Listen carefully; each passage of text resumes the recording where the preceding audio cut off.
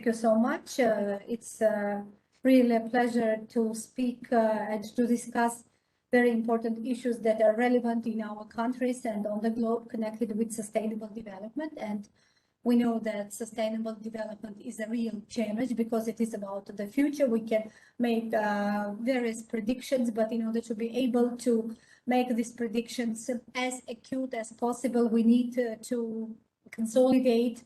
We need to double our efforts and integrate different representatives of the community, professionals, researchers, so as to calculate the added value of any development action that is targeted to improve the life of people. Because the ultimate goal of the development is not the profit that people are gaining from this or that project, but it is the improvement of the life of the people that we envisage and we cater so as to reach probably in a couple of years with the help of universities. If not within a couple of years, then in the long run. But however, we need to take measures to improve the environment, to develop new ties with the communities, cities, regions,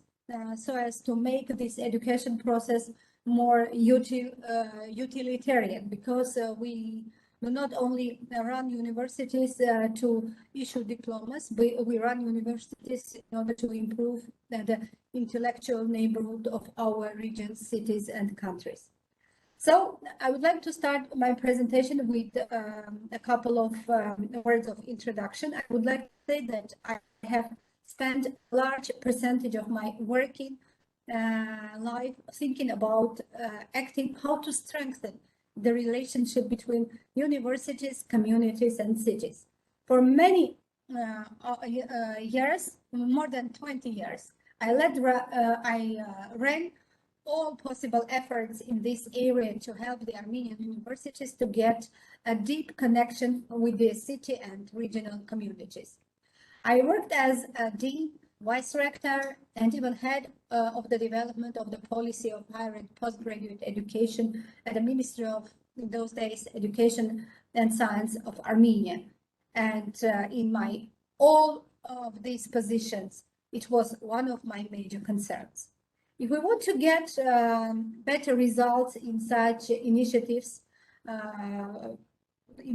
targeted at emerging universities and communities, we should have a thorough look at the intellectual neighborhood of the communities to understand the chances of developing ties with this neighborhood, with the people that inhabit these regions, and to make this cooperation, engagement beneficial for both sides. I would like to start my presentation with a very compromising slide. So the question is the following: what came first, the chicken or the egg? So we have to decode the evolutionary dilemma referring to the cooperation between cities and communities, regional development, and university development. It's an old riddle that sparked many arguments through the ages. It's such a tricky question because you need a chicken to lay an egg. But chicken come from eggs, leaving us with an intractable circle of clucky life that has no clear starting point. Such is the case of university-city cooperation for the sustainable regional development. The context of the riddle may be projected to the regions, cities, and universities, but in a quite different way. The cities and regions are membrane-bound vessels where the education and institutions grow. Highly advanced regions and cities usually have strong universities. From another side, the universities should create intellectual communities that will react adequately to the university challenges. In other words, it's a kind of a vicious circle. We need a strong neighborhood communities to foster the development of universities, and we need strong universities so as to make this process of sustainable development within regions possible. And in many of the countries, especially the countries of the post-Soviet Union, there are similar problems that have already led to the crisis or on their way to this crisis in the context of cooperation or in the context of the problems of the intellectual communities. These are the follows. So we face rapid demographic decline. Unfortunately, we face high rate of poverty, high rates of unemployment, low salaries, high rate of migration, regional conflicts, and lack of skills for a good city management. So all these components, indicators together are reasons for the crisis that may either lead to the deadlock if we do not increase or develop new skills how to combat all these problems, or we can go to the way that will lead us to a kind of a deadlock, which will be both dangerous for the universities, for the cities, for the communities, for the regions, and for the countries.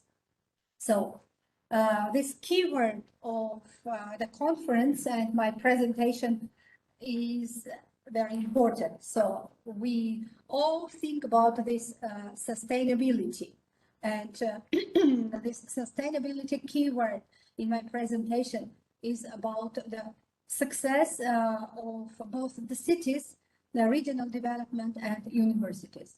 Sustainability as a word, I'm a linguist by my background.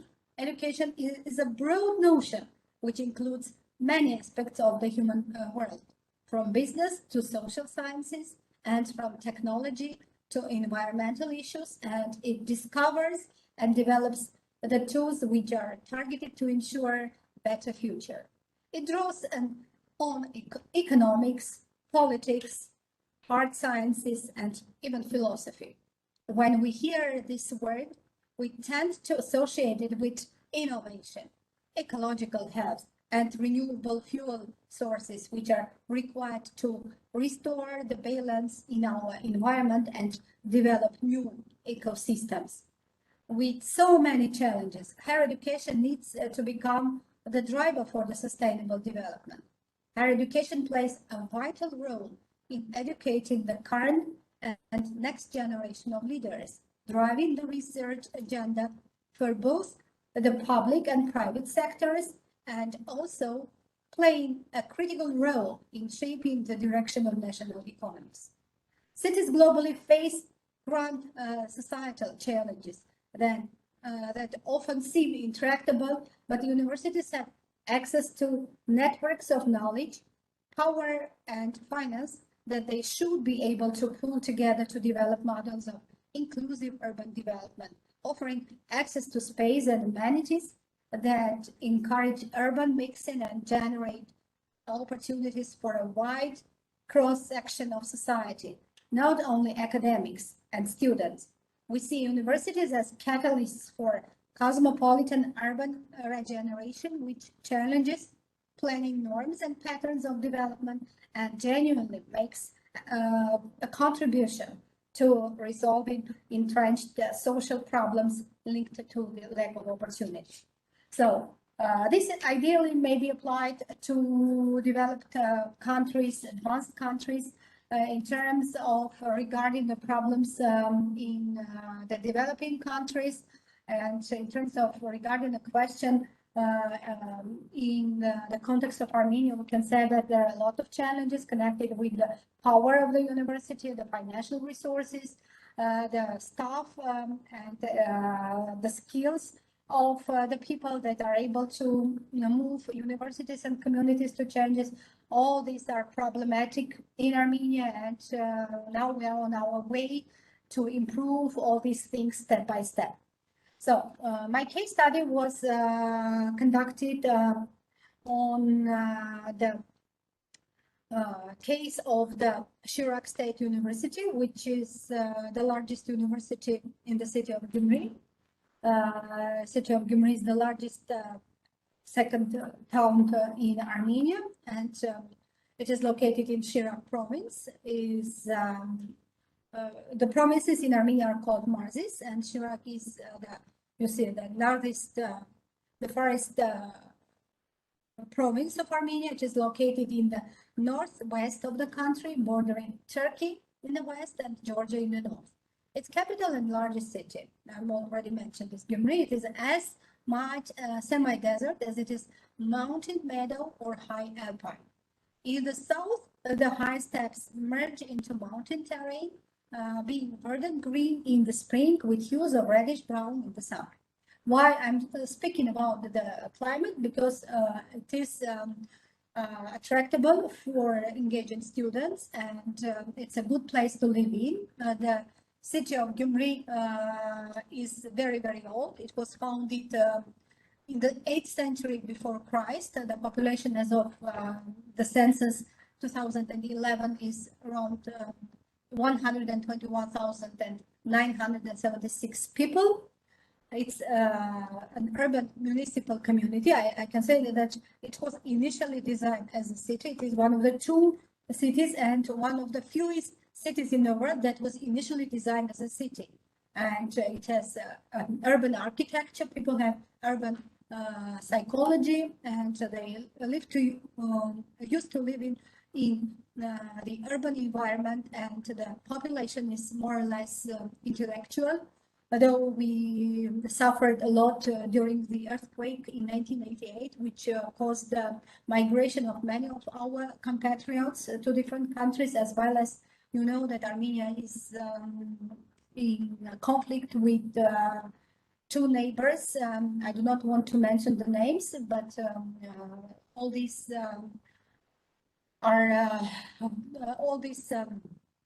problems are making their negative imprint on the development issues of the countries and of the country. Now I would like to switch to Chirac State University figures. It's a large university in terms of comparing it to different Armenian universities, but when we compare with huge university monsters, giants in the world, so it's a very small university where only 3,576 students study, enrolled in different programs, and 246 professors teach within 4 departments: sciences, humanities and arts, social sciences, law, and pedagogy. The figures of Chirac State University are not optimistic. We see the decline of the number of the students that are admitted to the university from 2012 until 2019.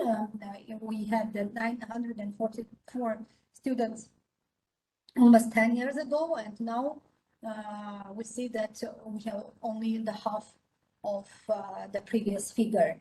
When we compare the state figures of the students that are admitted to bachelor, part-time, and master programs, the number of students, we can see the drastic decline in the number of students, and all these are issues that are worth thinking, developing new strategies so as to increase the number of students by strengthening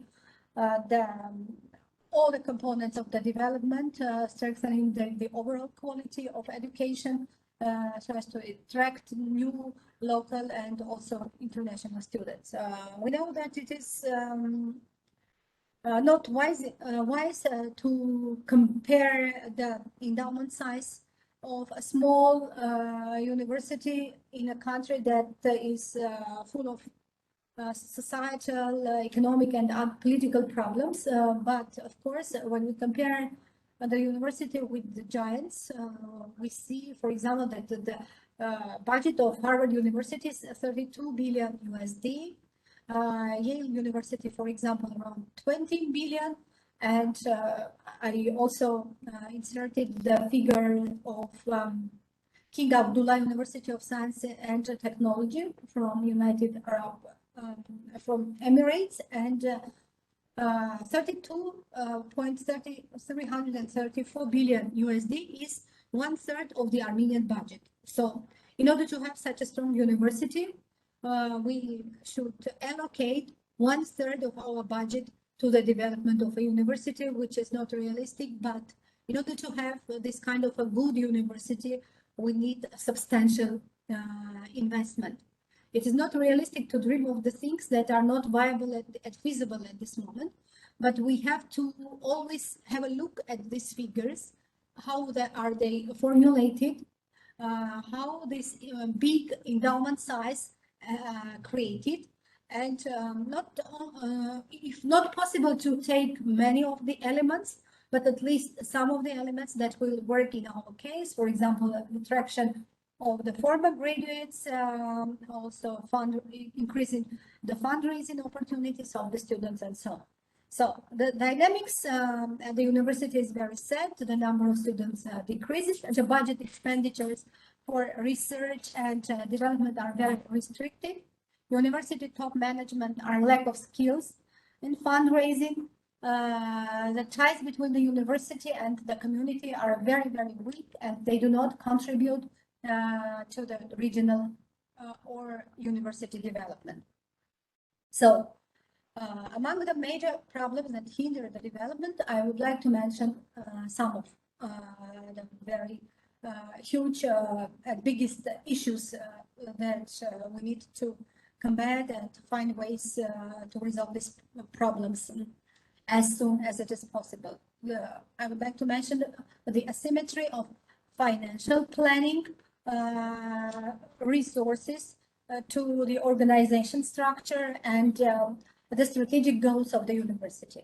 The next component is lack of skills for assessing the efficiency of the management structure.